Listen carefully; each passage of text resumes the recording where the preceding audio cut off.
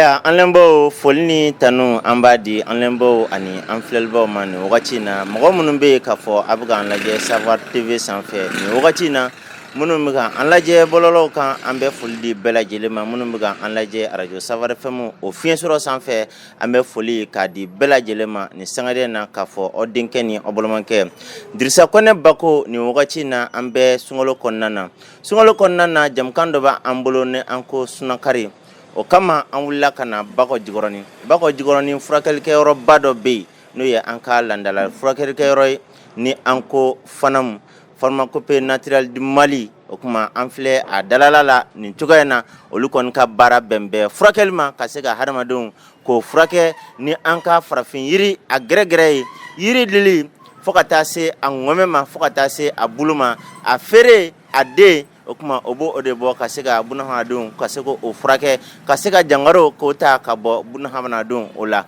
n'a ma ye k'a fɔ sunkalo belebeleba in kɔnɔ an wulila ka se FANAM na ne ni an lamɛnbaaw ani an filɛlibagaw yaasa k'a dɔn baara mun bɛ kɛ FANAM kɔnɔna na o kuma an ka jɛ ka don ka se ka o ko k'o lajɛ ɲɔgɔn fɛ nin waati in na an ka don FANAM kɔnɔ na FANAM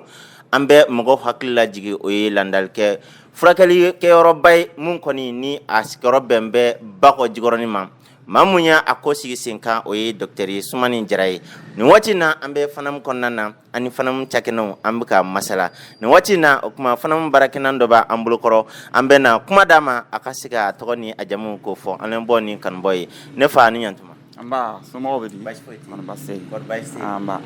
Anba o bɛ se ka tɔgɔ ni jamu dɔn. Anba ne tɔgɔ ye Adama Bɛngali voilà ne bɛ baara kɛ FANAM na n'o ye pharmacopée naturelle Mali ye ka bɔ Bakɔ Jikɔrɔni station ɲantaw kɔfɛ awɔ. Adama Bɛnkale e ka baara ye mun ye FANAM kɔnɔna na. FANAM kɔnɔna ne bɛ réception na donc ne ka baara bɛnnen don maa minnu bɛ na FANAM kɔnɔna na furakɛli la walama minnu bɛ na ka na kunnafoni ɲiniw kɛ walama minnu bɛ wele kɛ fana ka kunnafoniyaw ta ne bɛ olu ko bilasira donc ne bɛ réception na ni client minnu nana ni patient minnu nana ni minnu nana fura sanni na ne bɛ fura feere u ma ani ka furaw tacogo ɲɛfɔ o ye ni minnu fana nana i b'a sɔrɔ dɔw bɛ yen u ka bana compliqué len don u mago bɛ consultation na an b'a essayer k'olu bilasira ka consultation ɲɛfɔ u ye voilà donc ne bɛ tigɛ di olu ma tigɛ feere olu ma donc olu bila ka don dɔgɔtɔrɔ fɛ yen voilà donc consultation kɔfɛ ni u kan ka traitement minnu kɛ an bɛ u bilasira fana donc ne ka baara bɛnnen bɛ u ma FANAM na. Adama Bɛnkale n'a ma ye k'a fɔ an ye e sɔrɔ an bolokɔrɔ maaw ni i donna FANAM na banabaatɔ minnu bɛ aw sɔrɔ o bɛ bisimila cogo jumɛn na yan nɔ. Ni banabaatɔ nana donc an bɛ o bisimila donc an bɛ o ɲininka donc u nakun ye jumɛn ye donc ni banabaatɔ y'a nakun ɲɛfɔ n'a y'a sɔrɔ a nana fura san de la directement komi dɔw bɛ na directement u b'a fɔ nin bɛ n na n nana o fura san dɔw bɛ na fana u b'a fɔ nin bɛ n na mais kuma dɔ la i bɛ ɲininkaliw k'a la ka se k'a dɔn a ye min fɔ yala o bana de bɛ a la parce que kuma dɔw bɛ na u b'a fɔ nin bana bɛ n na mais i b'a sɔrɔ n'i y'a ɲininka i b'a sɔrɔ a ye min yɛrɛ fɔ kuma dɔ la ale ka faamu na ale y'a kɛ bana min i b'a sɔrɔ o tɛ fana donc ni banabaatɔ kɔni nana n'an y'u bisimila an bɛ ɲininkaliw de kɛ i nakun ye jumɛn ye donc n'i ye nakun ɲɛfɔ donc ni minnu ta ye consultation ye i n'a fɔ i y'a fɔ ɲɛna olu bɛ tigɛ ta tigɛ 400 ye olu bɛ don dɔgɔtɔrɔ fɛ yen u ni dɔgɔtɔrɔ bɛ ɲɔgɔn ye voilà mais ni dɔw fana bɛ yen i b'a sɔrɔ u ka bana bɛ se ka u bɛ fɛ ka fura san direct la sans passer par la consultation donc olu b'u ka bana ɲɛfɔ an yɛrɛ kan ka ɲininkali minnu k'o la fana ka se ka faamuya jɔnjɔn sɔrɔ bana na parce que bana tɛ se ka furakɛ ka sɔrɔ ni bana yɛrɛ ma sidɔn hali minnu bɛ wele kɛ téléphone na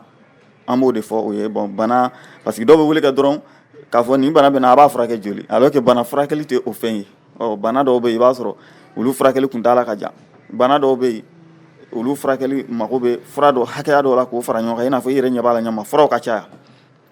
voilà donc mɔgɔ dɔ bɛ yen i b'a sɔrɔ kokobana b'a la mais i bɛ se ka kokobanatɔ 2 3 bila i b'a sɔrɔ si ka fura tɛ kelen ye i n'a fɔ i ɲɛ bɛ furaw la ɲama furaw ka ca voilà donc olu fɔ bana ka ɲɛdɔn de voilà donc an bɛ bana caman furakɛ donc ni mɔgɔ min nana kɔnɔ an b'o ɲininka ka se ka o bilasira ni ala ka jɛn kuma adama bɛnkali hali bi an bɛ foli an b'a di ma ka fanamu baarakɛnan bɛɛ lajɛlen fo banabaatɔ fɛn fɛn bɛ na fanamu kɔnɔ an bɛ foli an b'a don o bɛɛ lajɛlen ma ka fɔ an bɛ jamukan sunakari an b'o o kɛnɛ kan o kama an wulila ka na fanamu kɔnɔna na o kuma yaasa ani fanamu cakɛnɛw an ka se ka masala n'a ma ye k'a fɔ i bɔla ka dɔkitɛri a lasɔrɔ cogo ka se k'o fɔ an ye i y'a yira k'a fɔ ko dɔw b'aw wele nɛgɛjurusiraw fɛ i bɛ se ka o nɛgɛjurusira ninnu fɔ an ɲɛna adama bɛnkali voilà ni mɔgɔ minnu mako banna ka se ka kunnafoniya dɔ sɔrɔ i bɛ se k'an wele 66 19 19 22 voilà walama 74 24 24 16 u bɛ se k'an wele ninnu nɛgɛjurusira ninnu na n'i y'an wele n'ala sɔnna ma i b'an sɔrɔ awɔ adama bɛnkali i ye da don an kɔni b'a ka fura caman bɛ yen an b'o kibaruyaw mɛn o kuma maaw da banabaatɔ da minnu bɛ taama ka na aw fɛ yan i n'a fɔ nɛmatulayi i bɛ se ka nɛmatulayi ka a yira n na ka se ka a tacogoya k'o ɲɛfɔ an ye adama bɛnkali voilà donc ni ye nɛmatulayi ye donc ni ko nɛmatulayi i ko ala ka hɛrɛ donc ala ka hɛrɛ ka bon donc ni fura in fana fura min don a bɛ kabako caman kɛ a bɛ kɔnɔnabana caman furakɛ mais toujours n y'a f'i ye ɲa ma furakɛli la kuma dɔ la dɔ bɛ se ka na fura dɔ san toujours komi n kumana koko kan dɔ bɛ se ka na fura dɔ san koko la mais i b'a sɔrɔ mɔgɔ wɛrɛ bɛ se k'a fɔ ale ye koko bɛ na donc o tigi bɛ se ka o fɔ tigi ye directement o ye fura min san o bɛ se k'a fɔ k'o kana o fura san mais a dɔ la i b'a sɔrɔ n'ale nana ka na a ka bana ɲɛfɔ i b'a sɔrɔ furaw la différence dɔɔni kan ka don u ni ɲɔgɔn cɛ sinon nin ye nɛmatulayi i b'a sɔrɔ a b'a yɛrɛ sɔrɔ traitement caman na furakɛla an ka traitement ninnu caman na nɛmatulayi b'a yɛrɛ sɔrɔ a la a bɛ se k'a yɛrɛ sɔrɔ koko fura la furudimi fura la nɛmatulayi bɛ se k'a yɛrɛ sɔrɔ a la mara furakɛli la nɛmatulayi bɛ se k'a yɛrɛ sɔrɔ a la i n'a fɔ o n'a ɲɔgɔnnaw sumaya furakɛli ninnu na nɛmatulayi bɛ se k'a yɛrɛ sɔrɔ a la voilà donc furaw bɛ ɲɔgɔn dafa de donc ka traitement kɛ quoi donc ale ye fura suguya fila de don i y'a dayɛlɛ i b'a sɔrɔ furakisɛ b'a kɔnɔ furajima fana bɛ a kɔnɔ voilà donc nin ye furakisɛ de ye ni n ko furakisɛ nin ye an yɛrɛ ka laadala farafin yiri de don donc farafin yiri gɛrɛgɛrɛ de don o de dilanni filɛ nin ye ka kɛ furakisɛ ye parce que ni n ko furakisɛ dɔw tɛna faamu u bɛna miiri ko o kuma an lamɛnbaw ani an filɛlibaw ala dangani kɛ a kɔni ɲɛ b'a la voilà donc nin yɔrɔ farafin yiri gɛrɛgɛrɛ de ka a kɛ furakisɛ ye o kuma an kɔni bɔla nin kan fana kɔnɔna na yan bi a ka kan an ka yira o la Savoir TV lamɛnbaw an filɛlibagaw a filɛ nin ye farafin yiri a gɛrɛgɛrɛ de ka a bayɛlɛma k'a kɛ furakisɛ ye o kuma adama bɛnkali nin bɛ ta cogo di voilà donc nin yɔrɔ la an bɛ foli kɛrɛnkɛrɛn k'o di dɔgɔtɔrɔ Usumani Jara ma ale min ka cɛsiri bonyana kosɛbɛ nin baara in na voilà donc an b'a fo nin yɔrɔ la kosɛbɛ voilà donc nin ye furakisɛ ye i b'a sɔrɔ nin furakisɛ in bɛ ta su o su i bɛ nin kisɛ 3 ta i b'a k'i da dɔrɔn ka ji min a kan k'a kunun voilà donc nin furaji in o ye min sɔgɔma o sɔgɔma demi-verre kilancɛ mais i n'a fɔ n y'a fɔ ɲa ma mɔgɔ ka hakili to a yɔrɔ la kosɛbɛ ani furaw de bɛ fara ɲɔgɔn kan ni nin ka bana ɲɛfɔ ni ani fura minnu kan ka fara ɲɔgɔn kan pour que e ka se ka traitement kɛ toujours an bɛ taa n'o de ye quoi voilà parce que fura kelen tɛ se ka bana bɛɛ furakɛ voilà i ka bana bɛ cogo min na donc i ka furaw bɛ prescrire ka bɛn o hakɛya de ma i b'a sɔrɔ dɔw bɛ yen u ka koko bɛ se ka furakɛ kalo kelen dɔw ta bɛ se ka furakɛ kalo 2 hali dɔw ta bɛ se ka furakɛ kalo 3 donc mɔgɔw cogoya tɛ kelen mɔgɔw organisme tɛ kelen quoi adama bɛnkali ye kuma mɔgɔ kɔni b'an kɔ kosɛbɛ nɛgɛjurusira i b'o ta adama bɛnkali o bɛ bɛn baara in kɔnɔna na n'a ma ye k'a fɔ nɛgɛjurusira kɔni gan bɛ o kuma o bɛ bɛn baara in kɔnɔna na an bɛ foli k'a di bɛɛ lajɛlen ma hali bi o kuma ani adama bɛnkali an n'o de bɛ ɲɔgɔnna fana kɔnɔna na ale kɔni ka baara bɛn bɛn ka mɔgɔw bisimila ka se ka fura o tacogo k'o fɔ maaw ye fura caman bɛ fana kɔnɔna na yan an kɔni y'o kibaruyaw mɛn maaw y'o fɔ an ye maaw ye a ka furudimi fura ka o fɔ an ye kosɛbɛ adama bɛnkali i bɛ se k'a ka furudimi fura i bɛ se k'a yira n na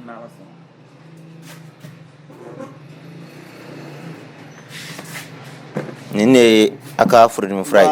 furudimi fura ni diɲɛ kɔni girilen dɔ a kɔ n kɔni ɲɛ bɛ furu jala nin kan hali ni n tɛ dɔwɛrɛ dɔn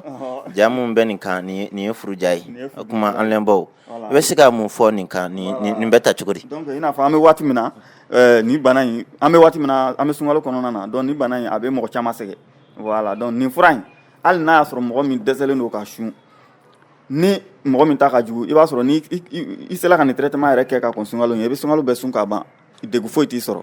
mais hali ni mɔgɔ minnu donna sun kɔnɔna na i n'a fɔ k'i to sun kɔnɔna na ni furudimi b'i la i b'a sɔrɔ dɔw ta bɛ yen n'u ye sun don u bɛ se ka degun fitiniw sɔrɔ n'o bɛ kɛ mɔgɔ min na a ye na dɔrɔn a kana nin fura in ta k'a traitement su i bɛ sunkalo bɛɛ sun ka ban sans problème degun foyi t'i sɔrɔ n'Ala ka jɛn ye donc nin ye furamugulama de ye nin ye furajilama de ye donc nin furamugulama ye ale bɛ taa ni nin kuyɛri de ye nin kuyɛri ɲɛ kelen sɔgɔma tilegan fɛ ɲɛ kelen sufɛ ɲɛ kelen i b'a sɔrɔ ni mɔgɔ min ta ka jugu ni o tɛ se ka sun mais ni mɔgɔ min bɛ sun i b'a sɔrɔ olu b'a ta cuillère ɲɛ fila sɔgɔma ɲɛ fila sufɛ n'i ye suguru dun ka ban i b'a ta ni sun tigɛla a bɛ ta donc ni min ye filɛ nin ye o fana ye furajilama de ye ale bɛ min demi-verre kilancɛ sɔgɔma kilancɛ sufɛ i m'a ye donc n'i ye nin traitement su a ka ca Ala fɛ i bɛ lafiya sɔrɔ kosɛbɛ mais i n'a fɔ n y'a fɔ ɲɛna ma toujours n bɛ insister o yɔrɔ in kan mɔgɔ dɔw ka furudimi fura la nin nématologue in nin bɛ se k'a yɛrɛ sɔrɔ a la fura wɛrɛw bɛ se k'a yɛrɛ sɔrɔ a la a bɛ dépend ni a tigi ka furudimi fana bɛ manifester a la cogo min na voilà donc o yɔrɔ in c'est très important parce que i b'a sɔrɔ an ye nin présenter mais ni mɔgɔ dɔ nana ka na a ka furudimi ɲɛfɔ e yɛrɛ b'a ye nin ka furudimi na nin dɔrɔn man ka di a ma fura wɛrɛ kan ka fara nin kan pour que ale ka traitement ka ɲɛ donc jagosa i b'o fara a kan i m'a ye voilà donc cogo de don. Ni waati na n'a ma ɲɛ k'a fɔ an bɛ sunkalo la Adama Bɛnkali folikan jumɛn de bɛ bolo ka ɲɛsin an lamɛnbagaw ani an filɛbagaw ma nin wagati na. An bɛ bɛɛ lajɛlen fo an bɛ banabagatɔ bɛɛ lajɛlen fo an bɛ maliyɛn bɛɛ lajɛlen fo an bɛ diɲɛ mɔgɔ bɛɛ lajɛlen fo parce que maliyɛnw dɔrɔn tɛ an ka furaw san maliyɛnw dɔrɔn tɛ furakɛ an fɛ an bɛ diɲɛ bɛɛ de kama awa an ka fura bɛ taa diɲɛ yɔrɔ bɛɛ la an ka fura bɛ taa diɲɛ yɔrɔ bɛɛ la i ko Faransi o i ko États-Unis o Gabon o Congo o a ka ca Angola o an ka fura bɛ taa sous-région bɛɛ la an ka furaw bɛ taa la Sénégal Côte d'Ivoire la Guinée partout voilà donc an bɛ bɛɛ lajɛlen fo donc an bɛ foli lase bɛɛ lajɛlen ma an bɛ dugawu kɛ Ala ka sunkalo ɲɛ Ala ka timako ɲuman jira an na voilà an bɛ dugawu kɛ banabagatɔ bɛɛ lajɛlen ye Ala ka banaw bɛɛ lajɛlen ban Ala ka lafiyaw di an bɛ se ka ladilikan min di banabagatɔ ma an bɛ waati min na fana nin waati in tile ka kala funteni ka bɔ mɔgɔw ka janto o yɛrɛ la voilà donc ni degun min bɛ aw la o ka se ka wuli teliyala ka se kɛnɛyaso la a kɛra anw yɛrɛ fɛ yan a mana kɛ yɔrɔ o yɔrɔ mɔgɔw ka janto o yɛrɛ la parce que an bɛ waati min na tile ka kalan voilà an b'o o conseil di mɔgɔw ma ka bɛɛ lajɛlen fo k'Ala ka banabagatɔ bɛɛ lajɛlen kɛnɛya voilà fana bɛ yan bɛɛ lajɛlen kama fana an ka farafin yiri gɛrɛgɛrɛw de don voilà an ka furaw n'i ye furakɛli kɛ farafin yiri mɔgɔ bɛ yiri dɔn yiri bɛ mɔgɔ c'est-à-dire a bɛ don mɔgɔ joli la a bɛ mɔgɔ furakɛ ka sɔrɔ kɔlɔlɔ tɛ a la a kɔlɔlɔ t'a la quoi parce que an ka yiri gɛrɛgɛrɛw don ɲɛɲiniw fana kɛra a la kosɛbɛ kosɛbɛ a tɛ komi n'a fɔ sigikɛla tɛ dɔrɔn ka fɛn dɔ miiri ten k'o kɛ e yɛrɛ ɲɛ bɛ nin baara nin na donc a baara fanga ka bon kosɛbɛ voilà donc recherche bɛ kɛ ɲininiw bɛ kɛ ka se ka banaw ɲini k'o dɔn banaw yɛrɛ si dɔn banakisɛw ɲini k'olu si dɔn ani ka fura yiri jumɛn bɛ se ka nin banakisɛ sugu furakɛ donc o recherche de bɛ k'anw fɛ donc an ka baara yɛrɛ fanga ka bon baara dan tɛ pharmacopée dɔrɔn ye a bɛna fɔ yan ye furaw bɛna ɲɔgɔn sɔrɔ yan dɔgɔtɔrɔ bɛ yan mais i b'a sɔrɔ fura laboratoire bɛ yen ala an ka mɔgɔ dɔ ye o kuma Adama ko tigi bisimila. Salamu alaikum.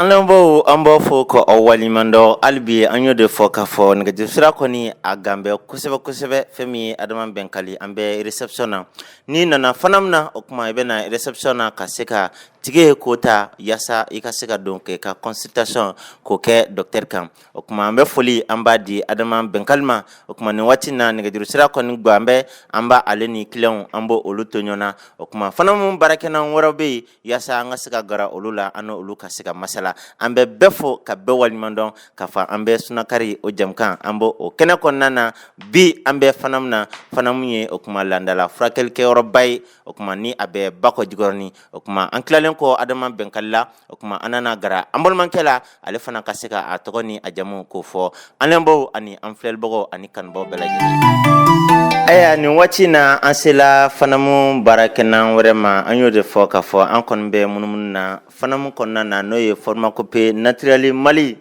o kuma nin ye farafinkɛyɔrɔ furakɛlikɛyɔrɔba ye o kuma n'a bɛ jamana in kɔnɔ wa a bɛ jamana in fan 14 bɛɛ lajɛlen fɛ o ka furaw a bɛ taa jamana in fan 14 bɛɛ lajɛlen fɛ a ka ja diɲɛ fan 14 bɛɛ lajɛlen fɛ wa furaw o bɛ taa ni assurance de ye k'a sabu kɛ ni furaw n'o y'o déposé o kuma reçu o photo bɛ ci ma yanni furaw yɛrɛ ka e lasɔrɔ o kuma i bɛ taa furaw ta ni reçu min ye o baaraw o bɛɛ lajɛlen o bolodalen don lakana o kɔnɔna na o kuma fɛn min ye fana min baarakɛnan dɔ b'an bolokɔrɔ an bɛna kuma d'a ma a ka se k'a tɔgɔ ni a jamu fɔ ne fa ni ɲantuma. Wa Sahara FM mɔgɔw an ka foli b'aw ye. A diyara n ye. Aw wulila ka na s'a ma yan vraiment a diyara n ye. Kɔri baasi tɛ la. Awa baasi foyi tɛ alhamdulila. Ne ye Jibril Jara ye n bɛ baara kɛ Pharmacopée naturelle Mali la yan. Voilà ne bɛ fura dilan de kɛ Pharmacopée kɔnɔna la yan quoi labo la n'Ala sɔnna. Jibril Jara ebe barake labola an b'a bisiga fura ninnu kɔni yele o cɛ ka ɲi kosɛbɛ kosɛbɛ aw ka fura ninnu aw b'o dilan cogo di yala a b'o dilan o kuma fɛn min a bɛ fɔ fɛn ma hygiène olu bɛɛ lajɛlen labɔlen don aw fɛ fura ninnu dilan cogo kan wa i bɛ se ka mun fɔ an ye Jibril Jara awɔ maître Bago an ka furaw a dilan cogo ka ɲi awɔ an bɛ dɔw mugu bɔ an bɛ dɔw yɛrɛ kɛ comprimé ka dɔw kɛ sirop ye sɛnɛya kɔnɔna la pour que banabaatɔ bɛɛ lajɛlen bɛ se ka lafiya sɔrɔ cogoya min na awɔ n'Ala sɔnna an jijalen don o yɔrɔ la kosɛbɛ yɛrɛ de furaw dilan cogo ka ɲi yɛrɛ hali ni yɛrɛ yɔrɔ ye i b'a dɔn vraiment baara b'a la n'Ala sɔnna donc a bɛ dɔ tobi ka dɔw mugu bɔ olu fana ye mugumɔ ye masa Jibrila pomadu olu fana b'a la voilà an bɛ se ka bisiga ka fɔ bi kɔni an bɛ fana min kɔnɔna na ni i bɛ se ka nin fura in tɔgɔ fɔ an ye wa ni excellence ye excellence voilà sirop excellence ale fana bɛ tobi voilà an bɛ ale tobi voilà n'a daga sigila a bɛ se ka 4 heures de kɛ daga la a bɛ ka tobi voilà donc ka sɔrɔ k'a kɛ sirop ye pour que banabaatɔ bɛɛ lajɛlen bɛ se ka nafa sɔrɔ a la cogoya min na n'Ala sɔnna ale ka baara fanba ye mun ye excellence excellence ale bɛ se ka na dans le traitement de hémorroïde furudimi bɛ mɔgɔ minnu na a bɛ se ka ye o la a bɛ se ka ye kokobaatɔw la ani la fatigue aussi la fatigue farikolo sɛgɛn voilà ani douleur fɛnɛ i b'a bɛ baara k'o la kosɛbɛ fo ka taa se crise hémorroïdaire ma n'i taara ɲɛgɛn na joli bɛ bɔ o n'a ɲɔgɔnnaw i b'a ye baara kɛ olu bɛɛ lajɛlen na sirop excellence a ka rôle ka ca kosɛbɛ yɛrɛ de n'Ala sɔnna aya an b'a bisiya ka fɔ n tatɔ ka sababu kɛ an ka girinkajɔ ka ca kosɛbɛ farikolo o bɛ sɛgɛn nin waati na an ka bolibolu ka ca an b'a bisiya ka fɔ n'an taa ni nin buton dɔ ye an yɛrɛ bolo o tɛmɛnen kɔ a bɛ se ka fura mugumanw i ko a bɛ fura dɔw mugu bɔ a bɛ se ka muguman dɔ yira n na spermède spermède ale ye mugulama ye ale ye cɛya fura ye minnu bɛ yen ko denkisɛ man ɲi ou sawa ka dɔgɔ donc ale bɛ baara kɛ olu la kosɛbɛ denkisɛ bɛ denkisɛ de dilan quoi ka qualité ɲuman dilan mun bɛ se ka kɛ den voilà n'a mugu ye an yɛrɛ ka dilannen de ye nin k'a dilan ka ɲa k'a bila banabaatɔ ka bolo la pour que u ka se ka lafiya sɔrɔ cogoya min na n'Ala sɔnna awɔ kuma an bɛ fo kosɛbɛ an b'a bisiya ka fɔ furaw o bɛ dilan labo de la n'o bɔla labo la o bɛ sɔrɔ ka na o kuma pharmacopée kɔnɔna na yan o tɛ o kuma Musa Jibrila an kɔni bɛ sunkalo kɔnɔna na folikan jumɛn de bɛ bolo ka ɲɛsin banabaatɔ ni banabaatɔ somɔgɔw bɛɛ lajɛlen ma a ka ja Savoir TV ani Savoir FM lamɛnbagaw ani Savoir TV filɛlibagaw bɛɛ lajɛlen ma Musa Jibrila an ka foli bɛ bɛɛ lajɛlen ye k'a fɔ banabaatɔw ye hali bi u kana sigi ni banaw ye sunkalo hukumu kɔnɔ ni min ye i yɛrɛ la n'i m'a faamuya wuli i ka se an ka yɔrɔ la yan n'Ala sɔnna an seko ye min an b'o k'a la inshallah n'Ala sɔnna i b'a ye i bɛ ka sun kɛ nɔgɔya la i tɛ dɛsɛ ni Ala sɔnna inshallah awɔ a bɛ Ala ka lafiyaw di Ala ka banabaatɔ bɛɛ lajɛlen kɛnɛya an ka foli bɛ docteur Usumani Jara yɛrɛ ale min y'an ka ɲɛmɔgɔ ye hali bi Ala k'a to a ka fura ka se ka bɛɛ lajɛlen nafa awɔ an ka foli b'aw ye Savoir FM mɔgɔw merci à vous awɔ comme kuma ma nɔgɔn donc aw bɛ hakɛ to an bɛ fo kosɛbɛ nin waati na an kɔni ɲɛ bɛ furaw caman na o kuma an ɲɛ bɛ pomadu olu fana bɛ yen n'o ye tulu ye an ɲɛ bɛ tulu la o kuma nin ye pomadu ye an ɲɛ bɔ olu la yan o kuma nin bɛɛ bɛ dilan fana kɔnɔna na fo ka taa se o kuma nin waati na fana an ɲɛ bɛ o kuma safinɛw olu fana bɛ fana kɔnɔna na yan nɔ an ɲɛ bɛ olu bɛɛ lajɛlen na o kuma fɛn min ye Masa Jibrila o kuma fɛn min ye baara caman bɛ yen o kuma fura caman bɛ yen mun n'o bɛ fana kɔnɔna na yan hadamadenw ni fana ye ɲagalama ye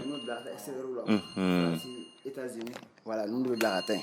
ni ale sirop min filɛ nin ye voilà n'a ɲagalama de ni yɔrɔ ka jan donc an bɛ ɲaga in de bila ka taa donc o tali ka nɔgɔ avion fɛ quoi mais sirop o taa man di accéléré la voilà excellence a bɛ excellence kelen ye excellence sachet excellence sirop o bɛɛ bɛ baara kelen kɛ faamuya n'Ala sɔnna ne fa ani yantuma an b'a ɲɛkuma kɔri baasi tɛ la alhamdulillah an bɛ se ka tɔgɔ ni jamu dɔn tɔgɔ ko ni Zumana ko ne Zumana awɔ Zumana an kɔni ɲɛ bɛ fura dɔ la i bolo nin fura in nin labɛn bɛ mun kama nin labɛnnen bɛ voyage de kama awɔ an kan k'ale bila ka taa dugu dɔw la an bɛ fura bila ka taa yɔrɔ caman Paris ninnu b'o la région kɔnɔnaw b'o la États-Unis ni Faransiw bɛɛ b'o la an bɛ fura bila ka taa yɔrɔ caman na e yɛrɛ ka baara bɛn bɛ mun ma yan ne bɛ furaw de bila ka taa dugu ne mɔgɔ besoin ne bɛ fura la jamana kɔ kan ni jamana kɔfɛ i mago b'a la région kɔnɔ i mago b'a la diɲɛ fan o fan ne b'a bila ka taa yen ka taa d'i ma i k'a lasɔrɔ awɔ an kɔni ɲɛ bɛ fura dɔ emballélen na i bolo nin fura in nin bɛ ka taa jamana jumɛn na ou bien nin bɛ ka taa dugu jumɛn na nin fura nin ale kan ka taa ɲɔnɔ mara de la i m'a ye o kuma b'a yira k'a fɔ a bɛ furaw bila ka taa hali o kuma fɛn min ye jamana in kɔnɔna na mɔgɔ mɔgɔ n'i ko i mago bɛ fura la kɛ to i sigiyɔrɔ la hali n'i y'a sɔrɔ Bamakɔ kɔnɔna na a bɛ furaw bila ka taa a yɔrɔ bɛɛ la wa. Ni mago bɛ fura la diɲɛ fan o fan an b'a lase ma secogo la lafiya la ani jɛlenya sira kan n'Ala ka jɛ ye. Awɔ. O kuma nin waati na folikan jumɛn b'e bolo. Bon nin waati in na an bɛ dugawu de kɛ banabagatɔw ye Ala ka bana bɛɛ nɔgɔya Ala ka bɛɛ sago sɔrɔ furako la. Ala ka kɛnɛya di bɛɛ ma ni mɔgɔ mɔgɔ y'a ta tɔgɔ diya ka y'a la tɔgɔ tiɲɛ kana y'a la an b'o ladilikanw de fɔ. An bɛ yɛrɛ fo kosɛbɛ nin waati na an bɛ foli an b'a di Zumana Kone ma o kuma nin kɔni ye furaw a labɛnlen o kuma furaw bɛ se ka se a seyɔrɔ la lakana kɔnɔna na cogoya min na nin ye o fura dɔ labɛnlen o kuma ka se ka fura k'a sɔrɔ ka i to i place la k'a sɔrɔ i ma déplacer o kuma fana mɔgɔw o b'o o baaraw o b'o o bɛɛ lajɛlen kɛ hali bi foli ni tanu an b'a di an lamɛnbaaw ani an filɛlibaw bɛɛ lajɛlen ma maa o maa bɛ k'a fɔ i bɛ ka an lajɛ Savoir TV sanfɛ nin wagati in na an bɛ foli kɛrɛnkɛrɛnnen k'a di i ma nin sunkalo belebeleba in kɔnɔna na ka se ka foli k'a di minnu bɛ ka an lamɛn Savoir FM sanfɛ 91.7 an bɛ bɛɛ lajɛlen fo ka bɛɛ waleɲuman dɔn ka a yira la k'a fɔ an bɛ jamukan mun kɛnɛ kɔnɔna na o ye Sunakari ye. Sunakari an wulila ka na Bakɔ Jikɔrɔni furakɛlikɛyɔrɔba dɔ bɛ yen n'o ye an ka landala furakɛlikɛyɔrɔ ye na an ko Pharmacopée Naturelle du Mali nin bɛɛ ko Fanamu a tɔgɔ ye kɔbaw ani babaw a y'o tigɛ o bɛ fura o bɛ a kɛ diɲɛ fantan ani 4 bɛɛ lajɛlen fɛ o ka fura bɛ bila ka taa jamana in kɔ kan jamana caman na fura in kɔni maa minnu bɛ k'a fɔ i bɛ an ka jamana kɔkanna na o bɛ fura ninnu o b'a ci ka an bale an kɔni bɛ Fanamu kɔnɔna na yan ani Fanamu baarakɛɲɔgɔnw an masala k'a daminɛ donda Adama Bɛnkali an masala fo ka taa se livreur ma Zumana Kone an n'o masala Masa Jibirila n'o ye Jibiri Jara ye an n'o ale fana masala ale fana bɛ labo la a ye ɲɛfɔli k'an ye fura ninnu bɛ dilan cogoya min na o kuma docteur lasɔrɔ cogo o kuma fɛn min ye Adama Bɛnkali ale ye ɲɛfɔli kɛ an ɲɛna o kan nin sangada na sa an kɔni ye docteur ye an ye a lasɔrɔ an bolokɔrɔ o kuma n'o ye Fanamu belebele ye PDG docteur Usumani Jara an filɛ a ka bureau kɔnɔ nin waati na o kuma yaasa a ka se ka ɲɛfɔli kɛ an ye o kuma Fanamu yɛrɛ a lahalaw kan fo ka taa se o kuma jangaro minnu ni maaw bɛ se yan nɔ Fanamu na o kuma sunkalo kɔnɔna na o jangaro a ka se ka da don o la ko o walawala nin waati na an y'o fɔ an lamɛnbɔ ye k'a fɔ bi o kuma a k'aw tulo ɲɛgɛlɛ jɔ k'a fɔ an tɛna bɔ kuma na fiyewu ni docteur kuma n'a ma se ka fɛn min ye ka se ka fɛn fɔ an ye fɛn minnu n'a bɛ bunahadamadenw ko o nafa k'o to o sigiyɔrɔ la nin waati in na an bɛ kuma an b'a di docteur Usumani Jara ma a ka se k'a ka folikan k'o kɛ an lamɛnbɔ ni kanubɔ la docteur a ni ɲantuma. N b'a ni ɲankuma Dirisa Kone Bago an b'i fo kosɛbɛ ka an lamɛnbaa n'an filɛbaga bɛɛ lajɛlen fo radio Savoir FM ni Savoir TV tɔgɔ la alhamdulila ne ye docteur Usumani Jara ye n ye laadala furakɛlikɛla ye Pharmacopée Naturelle Mali kɔnɔ alhamdulila Ala ye o tigiya kalifa ma o tɛmɛnen kɔfɛ ka bɔ yen nɔ fana Kucala farafin furakɛlikɛlaw ka jɛkulu min bɛ yen nɔ n'an ko association des phytothérapeutes et chercheurs de Kucala anw ko ɲininikɛla tɔn min bɛ yen nɔ laadala furakɛli sira kan Kucalakaw fɛ yen nɔ o maa ɲɛma alhamdulila o fana ye n ye an ka baara de ɲɛsinen don kuma caman na san kɔnɔ ka bana dɔw ta ka yala Mali dugu caman na yaasa ka taa banaw ɲɛfɔ mɔgɔw ye ani a furakɛcogo ɲumanw sɔnnɔgɔya la ka se k'o sira don maaw kɔrɔ association tɔgɔ la an ka baara y'o ye Pharmacopée Naturelle Mali fana ye pharmacopée ba ye min bɛ laadala fura qualité caman kamaru ɲɔgɔn kan yaasa ka se ka banabaatɔ lafiya kɛnɛyaliko kun kan an sigiyɔrɔ bɛn bɛ Bakɔ Jikɔrɔni station ɲantaw yɛrɛ kɔfɛla ma inchallah a bɛ ten. Docteur n'a ma ye k'a fɔ an ye e sɔrɔ an bolokɔrɔ i bɛ se ka mun fɔ an ye Fanamu kan Pharmacopée Naturelle Mali mun fɛn don i bɛ se ka mun fɔ an ɲɛna. A bɛ ten Bago Pharmacopée Naturelle Mali nin ye cakɛda de ye cakɛda min ni a miirina nana an na k'an to nanzara kalan na tuma min na an bɛ sanfɛ kalanso la a jigila an kɔnɔ k'a fɔ an fa ale professeur Musa Jara alhamdulillah ala y'a ka kalifa minɛ a la depuis ale ma fatu ale tun y'a kanu k'a fɔ don dɔ k'a denw ka kɛ laadala furakɛlikɛla baw ye olu y'a bila yɔrɔ min na an ka se ka tɛmɛ olu la mais o y'a sɔrɔ hakilina wɛrɛ bɛ anw na parce que anw tun bɛ fɛ ka kɛ vraiment technicien baw de ye sojɔw la pɔnjɔw la ka se ka kɛ baara wɛrɛ kɛbaw ye mais alhamdulillah ala nana ka lajarabi ye comme cɛkɔrɔba tun y'a kanu tan de kanto sanfɛ kalanso la an n'a ye k'a fɔ dekun fanga kun ka bon ekɔlidenw kan kosɛbɛ kuma caman na ekɔliden caman bɛ yen nɔ du fait que u tɛ dumuni kɛ ka taa kalanyɔrɔ la sɔgɔmada fɛ kalan fanga ka bon sɔgɔma fo wula fɛ u tɛ dumuni kɛ ka se u fanugu la i bɛ taa sɔrɔ kɔnɔja banbaliw b'u minɛ caman ka bana kun bɛ kɛ furudimiw ye o senfɛ an tun b'an cɛkɔrɔba ka furaw minɛ ka n'a di an ekɔliden ɲɔgɔn ma k'u yɛrɛ furakɛ n'a ye an nana ye k'a fɔ c'est intéressant a bɛ ekɔlidenw nafa o senfɛ komi o y'a sɔrɔ an yɛrɛ ye farafin furakɛli yɛrɛ dɔnniya sɔrɔ so ka ban an bangen'a cɛ la an y'a kalan fana an mɔn'a la hali n'a y'a sɔrɔ an ye baara wɛrɛw kalan ou bien an ye nanzara kalan kɛ o m'a to k'an ka ɲinɛ facɛn kɔ donc o senfɛ alhamdulillah hakilina nana an na ko ɲani an k'a fɔ kalan kɔfɛ k'a fɔ an bɛ taa an sigi f'an ka kɛ gouvernement baarakɛla ye ou bien k'an ka taa baara wɛrɛ kɛ mun kama jamanadenw mago bɛ kɛnɛya sira la an tɛ fɛlɛ k'o sira d'u kɔrɔ o kama san 2012 ka se 13 yɔrɔw ma an ye hakilina bila sen kan ne yɛrɛ docteur Ousmane Jara yaasa ka se ka laadala furakɛlikɛyɔrɔba dayɛlɛ min bɛ se ka banabaatɔ nafa Mali kɔnɔ ani Mali kɔ kan o cakɛyɔrɔ o de tɔgɔ bɛnna Pharmacopée naturelle Mali ma Pharmacopée naturelle Mali fana i b'a ye dɔw b'a fɔ ko Pharmacopée naturelle du Mali dɔw ko Pharmacopée naturelle Mali tɔgɔ in ye Pharmacopée naturelle Mali de ye Pharmacopée naturelle du Mali o ye n'a sɔrɔ Mali ka Pharmacopée naturelle Mali de don ce n'est pas une structure étatique mais c'est une structure personnelle à moi ne ka cakɛda de don cakɛda min don n y'a kanu k'a tɔgɔ di Mali de ma donc maintenant Mali kɔnɔ Pharmacopée min ɲɛsinen don laadala furakɛli ma o Pharmacopée de don o de kama Pharmacopée naturelle Mali alhamdulillah a sigiyɔrɔ bɛnna Bamako ma yaasa ka maaw nafa ka sabu kɛ an y'a kɔlɔsi Bamako banabaatɔ ka ca kosɛbɛ inshallah n'Ala sɔnna ma. Docteur an bɔlen kɔ o ɲininkali kɔnɔna na fɛn min ye an doli réception na an y'a ye baaraw kɔni sigimɛ ɲɔgɔn kan cogoya min na a ye an yɛrɛ nisɔndiya kosɛbɛ docteur yɛrɛ bɛ lasɔrɔ cogoya min na o kɔni ye ɲɛfɔli kan an y'o la mais e ye da don Pharmacopée naturelle Mali la ka se ka walawalali ba kɔ o kan ye ka sabu kɛ maa caman o kɔni b'a fɔ fɔcogo min ani e filɛ ka mun fɔ an ɲɛna danfara b'o o ni ɲɔgɔn cɛ o jala an ye kosɛbɛ e bɛ se ka a fɔ an ye docteur ye Pharmacopée naturelle Mali ale yɛrɛ sɔrɔ yɔrɔ ye yɔrɔ jumɛn a bɛ lasɔrɔ cogo di ni maa min b'a fɛ ka na yan nɔ i bɛ se ka ɲɛfɔli jumɛn k'an ye o la. a bɛ ten alhamdulillah o diyara n ye kosɛbɛ Dirisa Kone Bago an bɛ Savoir FM ni Savoir TV maa bɛɛ lajɛlen fo alhamdulillah docteur Ousmane Jara lasɔrɔli ka nɔgɔ kosɛbɛ ka sabu kɛ mɔgɔ caman b'an ye réseaux sociaux ni bɔlɔlɔsira wɛrɛw fɛ minnu b'a fɔ u bɛ fɛ k'an lasɔrɔ kuma dɔw la ni i danna an ka numéro weleli ma n'i ta adresse dɔ i bɛ se ka sɛgɛn ka sabu kɛ welelikɛbaga ka ca téléphone yɛrɛ tɛ tigɛ tile kuru téléphone bɛ sonné ne ka appel bɛnna ni téléphone sonnetɔ ye a bɛ yira k'a fɔ ko an bɛ communication na donc i t'an lasɔrɔ o fɛ donc mais a t'a bali k'an bɛ segin numéro kan anw sɔrɔ nɛgɛjuru sira ye 66 19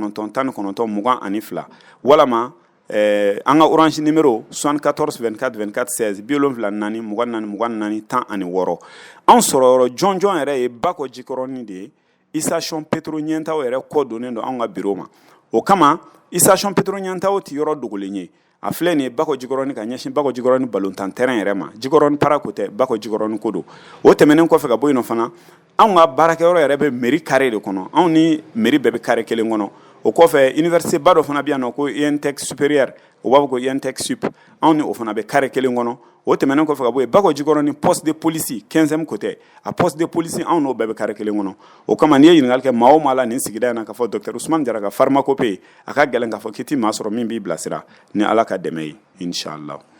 Docteur an kɔni an ye a kibaruyaw sɔrɔ k'a fɔ i ye bureau filanan dayɛlɛ Bamakɔ kɔnɔ i bɛ se ka programme fɔ an ye wa e bɛ baara kɛ don jumɛn walima i bɛ sɔrɔ bureau jumɛn de la don jumɛn docteur Ousmane Jara. a bɛ ten alhamdulillah laadala furakɛli sira kan an y'a kɔlɔsi k'a fɔ vraiment mɔgɔw bɔyɔrɔw ka jan Bamako kuma dɔw la ka na yɔrɔ kelen na o kama an y'a kanu don nataw la ka se ka bureau jɛnsɛn ka taa n'a ye quartier ba bɛɛ lajɛlen na sinon commune kelen-kelenna bɛɛ lajɛlen na mais ni heure nin na an y'a kɔlɔsi k'a fɔ vraiment anw yɛrɛ Ala y'anw dagayɔrɔ bɛn Kabala ma Kabala bɛ Kati cercle de kɔnɔ donc maintenant mais Kabala ale filɛ nin ye Kalabankɔrɔ sanfɛ n'i ye Kalabankɔrɔ tɛmɛ i bɛ taa Kabala de donc Kalabankɔrɔ ni cɛbani ninnu bɛɛ tɛmɛnen kɔfɛ i bɛ taa Kabala i b'a ye mɔgɔ dɔw tun bɛ bɔ kilo 16 kilo 18 kilo 20 ka n'a nɔfɛ Bakɔ Jikɔrɔni a kɛra gɛlɛyaba y'u ma o kama Pharmacopée naturelle Mali n'a ma y'an sigi kun ye ka banabaatɔ bɛɛ lajɛlen nafa furakɛli kɔnɔna de kɔnɔna na n'an ka laadala furaw ye an y'a kanu ka bureau dɔ dayɛlɛ Kabala université kɛrɛfɛ radio savoir fm bɛ yen nɔ radio savoir fm yɛrɛ duguma an y'a essayer ka bureau dɔ dayɛlɛ yen nɔ ni mɔgɔ min mago b'an na dimanche donya fɛ ani samedi donya fɛ a ka ca n'Ala fɛ i b'an sɔrɔ Kabala radio savoir fm duguma an ka bureau bɛ yen nɔ inshallah i mago bɛ fura o fura la Bakɔ Jikɔrɔni i b'a kelen sɔrɔ Kabala yen nɔ donc a ma se déplacement ba kun ma Kalabankɔrɔkaw bɛɛ bɛ se k'an sɔrɔ yen nɔ samedi ni dimanche donya fɛ mais n'a bɔr'o la k'a daminɛ dɛnɛn n'an ko lundi fo ka taa se vendredi ma n'o ye jumadonya ye ni Ala sɔnna ma an bɛ sɔrɔ Bakɔ Jikɔrɔni station pétro ɲɛtaw yɛrɛ kɔfɛ n'an ka furaw dafalenw ye inshallah. Docteur o diyala n ye kosɛbɛ ka se ka walawalali k'o di an ni an lamɛnbɔ ni filɛlibagaw ma i ka programme cogoya ka o diyala n ye ka sabu kɛ maaw b'an ɲininka sanga ani wagati bɛɛ lajɛlen kuma ni maaw bɔla ka nin lamɛn o n'a dɔn k'a fɔ don jumɛn n kan n kuntile yɔrɔ jumɛn ma an bɛ foli an b'a di an lamɛnbagaw ni an filɛlibagaw ma hali bi k'a yira la k'a fɔ an bɛ jamukan min kɔnɔ o ye Sunakare jamukan ye o b'a to an bɛ don an ka babu kɔnɔna na hali sisan docteur an bɛ sunkalo la. Sunkalo o ye kalo mun ni a dogolen tɛ alisilama ɲuman bɛɛ lajɛlen fɛ o kuma ni sunkalo ni a sela an b'a bisika k'a fɔ bana caman bɛ yen mɔgɔ kɔni bɛ filɛ n'o ye aw fɛ pharmacopée naturelle Mali kɔnɔ ni sunkalo sela aw bɛ banabaatɔ qualité jumɛn de reçoit aw fɛ yan ka caya ka tɛmɛ waati tɔw kan. A bɛ ten alhamdulillah Bago o diyara n ye kosɛbɛ n'i ye kɔlɔsili kɛ laadala furakɛli hukumu kɔnɔna na pharmacopée naturelle Mali la anw bɛ bana suguya caman furakɛ kɔnɔna bana kɛnɛma bana farikolo la bana an bɛ caman kɛ a la nka n'i ye sunkalo ta k'a lajɛ sunkalo yɛrɛ wagati kɛrɛnkɛrɛnnen ye Ala bolo a ye min bila yaasa an ka se k'an ka batow caya ka ɲɛsin Ala yɛrɛ ma cogo min na o hukumu kɔnɔna na bato min b'a kɔnɔ n'o ye sun ye silamɛya jɔsen dɔ don donc o jɔsen min filɛ nin ye ale ye kɔngɔ muɲu de ye kɔngɔ muɲu don i bɛ taa jaminɛ k'a daminɛ fajiri la fo ka taa se fitiri ma suntigɛ wagati ma donc mɔgɔ bɛ kɛ i tɛ dumuni kɛ i tɛ ji min o intervalle min kɔnɔ santé bolo ma n'o ye kɛnɛya sira ye i b'a ye k'a fɔ a bɛ degun lase maa caman ma bana dɔɔni bɛ minnu na a b'a se k'u ka banaw kɔrɔta o kɔrɔ tɛ k'a fɔ ko sun yɛrɛ bɛ bana bila maa la dɛ non a kɔrɔ ye k'a fɔ bana dogolen bɛ maa minnu na i b'a ye caman ka bana bɛ da kɛnɛ kan kɛrɛnkɛrɛnnenya la kɔnɔna bana i n'a fɔ furudimi bana i n'a fɔ koko banaw i bɛ taa sɔrɔ sunkalo kɔnɔna na o tigilamɔgɔw de bɛ caya k'a sabu kɛ bana tun b'u la mais u tun t'a dɔn donc maintenant mais n'u ye sunna tile kelen tile fila i b'a ye sɔngunaw b'u sɛgɛn kɔnɔja banbaliw bɛ caman sɛgɛn donc kɔnɔna banamisɛnninw bɛ caya kɔnɔna joliw a wagati donc maintenant mais o n'a ta o ta pharmacopée naturelle Mali ka wulikajɔ bolilen don kosɛbɛ yaasa i ka se k'i ka sun don nɔgɔya la k'a sɔrɔ i ka bana ma juguya i ka se k'i ka sun don nɔgɔya la yaasa c'est à dire i bɛ se k'i ka baraji sɔrɔ en même temps bana in fana ka furakɛ ka bɔ yen k'a sabu kɛ ni bana dogolen b'i la n'i t'a dɔn o fana ma ɲi dɛ mais ni sun yɛrɛ kɛla sababu ye ko e y'a dɔn nin bana in b'i la hakili la alhamdulillah fɛn dogolen kɔni n'o sidɔnna o furakɛ kan ka ja voilà donc an ka baara fanba ɲɛsinnen don furudimi banaw koko banaw kɔnɔna joli banaw de ma kosɛbɛ sunkalo kɔnɔna na o client de ka ca kosɛbɛ inshallah awɔ. O kuma docteur o diyala n ye kosɛbɛ an b'a bisika k'a fɔ nin waati in na fɛn min ye banabaatɔ ni banabaatɔ somɔgɔw maa minnu k'a fɔ ko o kamana galen don yaasa sun ka se ka kɛ cogoya min na hakili la olu ye jigisigiyɔrɔ sɔrɔ ka sababu kɛ pharmacopée naturelle Mali o kuma o tigilamɔgɔw o b'an bolokɔrɔ n'o ye docteur Usumani Jara ye n'ale yɛrɛ ye a PDG ye ale b'an bolokɔrɔ bi a na walawalali kɛ docteur i ye da don furudimi na. Furudimi a kɛn bɛ ka diɲɛ kamana gan bi kosɛbɛ kosɛbɛ o kuma an kɔni donna réception na o ye aw ka furudimi furaw o ye a yira an na i bɛ se ka i da don furudimi taamasiyɛn dɔ la k'o ɲɛfɔ an lamɛnbɔ ni kanubɔ ye yaasa minnu bɛ kan an lamɛn o k'a dɔn nin mun bɛ ne la nin mun fɔtɔla filɛ docteur fɛ tɔyi a kuma ne ka bana a bɔn bɛ furudimi fɛ yaasa ka se ka wulikajɔ kɛ ka se aw ma ka a tɔw ɲɛdɔn cogoya min na docteur Usumani Jara. A bɛ ten alhamdulillah o diyara n ye kosɛbɛ Bago n'i y'o yɔrɔ ɲininkali kɛ furudimi bana a bɛ ka maaw degun kosɛbɛ furudimi nasuguya ka ca n'an sigila peut-être an bɛ se ka heure 3 heure 4 kɛ furudimi suguyaw kan mais n'i ye kɔlɔsili kɛ anw ka jamana in kɔnɔ yan Mali la furudimi nasuguya 2 de bɛ yan kosɛbɛ o furudimi nasuguya fɔlɔ ye douleur gastrique simple ye a nasira filanan o ye ulcère gastrique ou bien ulcère duodenal kuma la surunya na dɔrɔn perforation gastrique a nasira filanan o ye c'est à dire furudimi gansan walama ni joli bɔla furu la donc furudimi gansan in tɛ dɔwɛrɛ ye ni dimi bɛ furu kɔnɔ non mais joli t'a la donc maintenant mais anw fɛ yan nɔ joliman yɛrɛ ka ca kosɛbɛ bi ka tɛmɛ hali furudimi joli tan kan donc o kama i bɛna ye k'a fɔ n'i ye furudimi ta k'a lajɛ furudimi ye bana ye généralement sinon globalement a bɛ taamasiyɛn caman kɛ mɔgɔ la furudimi taamasiyɛn fɔlɔ dɔ ye i bɛ taa sɔrɔ kɔnɔbara sanga ni wagati bɛɛ la i bɛ taa sɔrɔ i kɔnɔ bɛ se ka tɔn o tɛmɛnen kɔfɛ a bɛ kɔnɔbara sanfɛ yanni ka se disikolo ma partie dɔ bɛ yen nɔ an b'a fɔ ko sternum o disi koloni ka bɔ kɔnɔbara sanfɛ ka se disi ma i b'a ye a camancɛni bɛ nɔ dingɛni don i bɛ taa sɔrɔ o yɔrɔ bɛ kalaya i b'a fɔ tasuma de b'a kɔnɔ a bɛ to k'i jeni jeni donc furudimi taamasiyɛn dɔ ye a b'i sɔgɔ o yɔrɔ kelen b'i sɔgɔ ka bɔ fo kɔ la disi b'i sɔgɔ ka bɔ kɔ la o tɛmɛnen kɔfɛ ka bɔ yen nɔ furudimi taamasiyɛn banbali dɔ ye girintili banbali ye kuma bɛɛ i bɛ girinti kuma bɛɛ i bɛ girinti dɔw bɛ yen nɔ u bɛ girinti f'u bɛ fɔɔnɔ dɔw bɛ fɔɔnɔ fana fo joli bɛ bɔ a la dɔw ta ye fɔɔnɔ nege de bɛ k'u la mais i bɛ taa sɔrɔ a tɛ kɛ fɔɔnɔ ba ye o tɛmɛnen kɔfɛ ka bɔ yen nɔ furudimi bɛ mɔgɔ minnu na i bɛ taa sɔrɔ kuma bɛɛ a dɔw daji bɛ caya a bɛ kɛ i n'a fɔ daji bɛ kanga o tɛmɛnen kɔfɛ ka bɔ yen nɔ i bɛ taa sɔrɔ furudimi bɛ se ka na ni kunkolodimi banbali ye a bɛ se ka na ni ɲanamini ye nka furudimi nasuguya min bɛ yen nɔ n'an ko ulcère gastrique n'i y'a ta k'a lajɛ joli bɛ furu min kɔnɔna na parce que joli ye sugu fila ye furudimi na joli bɛ se ka kɛ furu camancɛ la komi joli bɛ se ka kɛ furu banyɔrɔ la ka tugu nugu la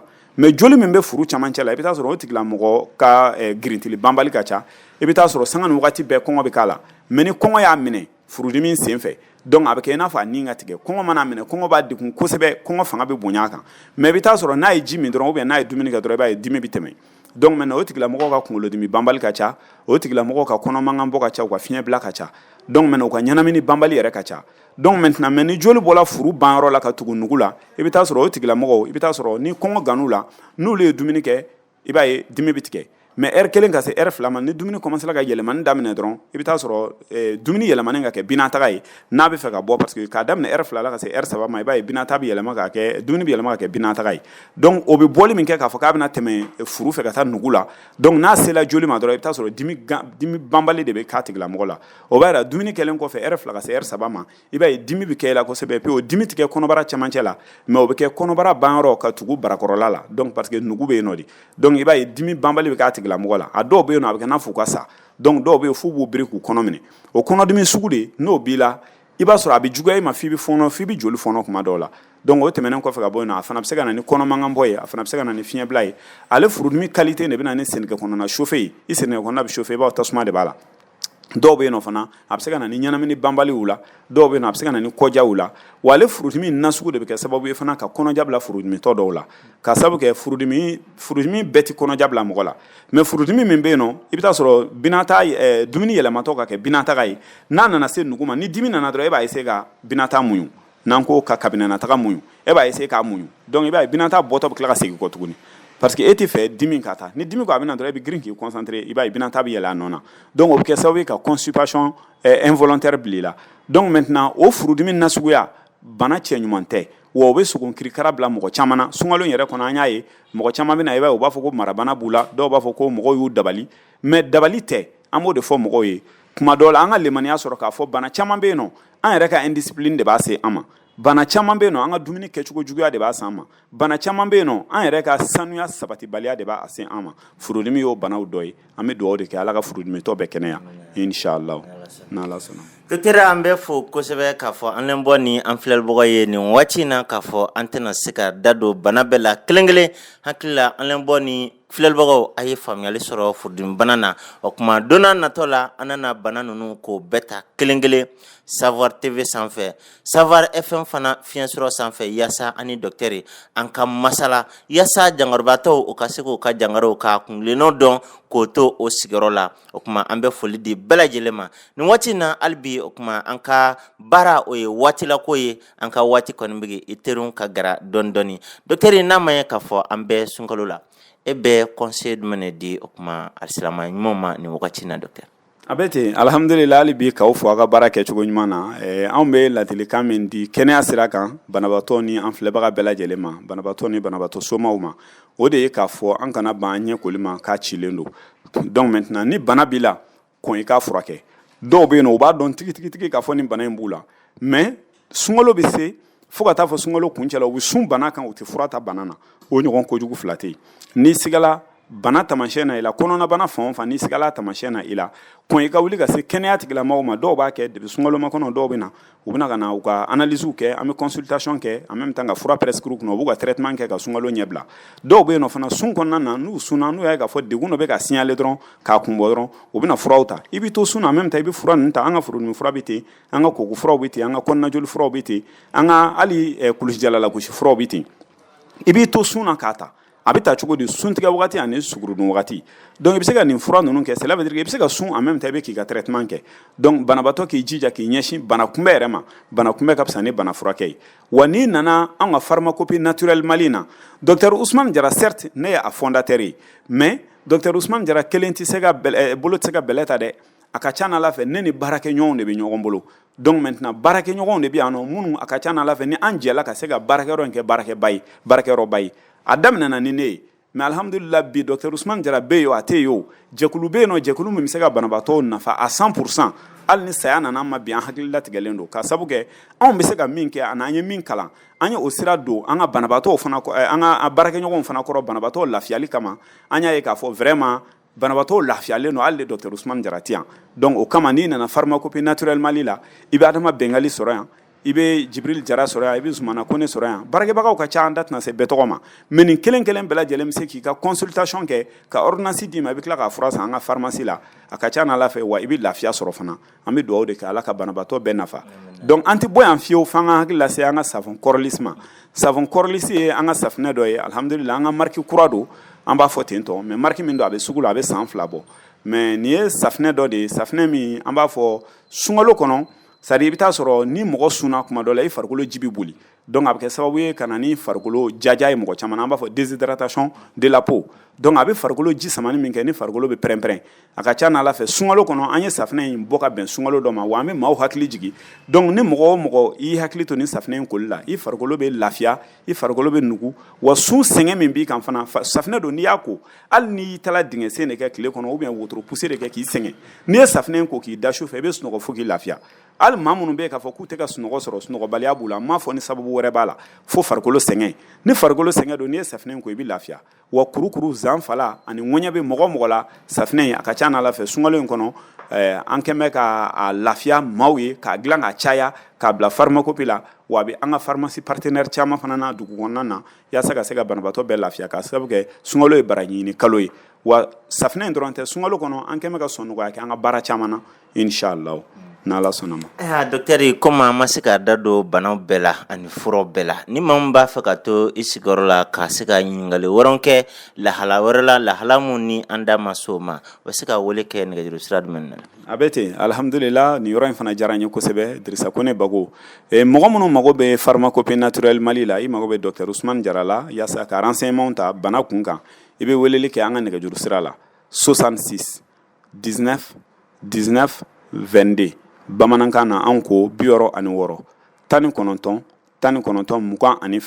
an bɛ WhatsApp sanfɛ a ka ca n'Ala fɛ i bɛ se ka message bila an kunna an ka orange fana ye 74 24 24 16 an ko 74 24 24 16 n'i y'an wele nin numéro ninnu na kuma o kuma appel kɛbaga ka ca dɛ n'i y'an wele n'i m'an sɔrɔ i b'a tenter n'i m'an sɔrɔ i b'a tenter ce qui est sûr téléphone ninnu tɛ faga a bɛ yen banabaatɔw lafiyali kama ka se ka banabaatɔw jaabi u ka question na mais n'i y'a ye m'an sɔrɔ dɔrɔn c'est que an ni maa wɛrɛ bɛ kuma na téléphone na voilà donc n'i y'a tenter tugun a ka ca n'Ala fɛ i bɛ se k'an sɔrɔ inshallah